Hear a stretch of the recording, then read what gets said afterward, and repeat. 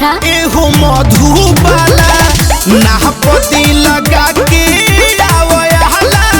एहो मधुबाला बड़ी मुहब्बत बाड़ा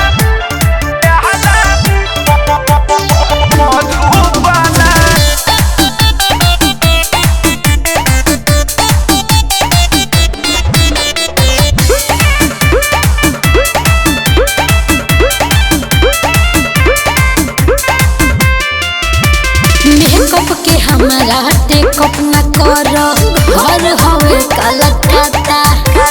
होई रंगदार भोजपुरिया ये बबी ठूस दे हम काटा ढेर मत बोला अरे मेकअप के हमारा टेकअप न करो घर हवे कलकत्ता होई रंगबाज भोजपुरिया ये बबी ठूस दे हम काटा देखा जाई दूर नहीं पैबा बजर हमारा लोकर के ताला ढेर बकबका मत अरे ढेर मत बोला अच्छा महादेव जगही ये भाला एहो मधुबाला नाहपति लगा के आवला एहो मधुबाला बड़ा खंगल बाड़ा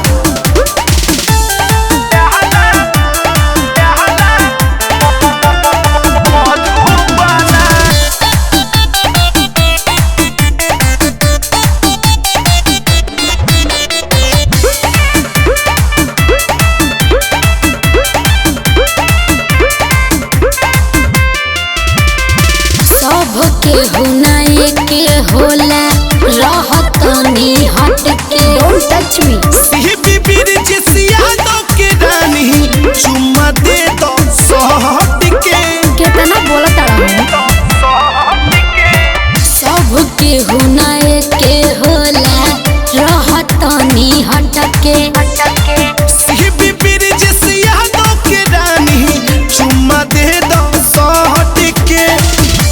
गोलू तो बंग तोहार रहन न तनिको सोहाला बड़ा लफेर बुझाता है हरे ऊ तो बटले बा हाँ महादेव जगही ये भाला एहो मधुबाला अच्छा आहा बनाला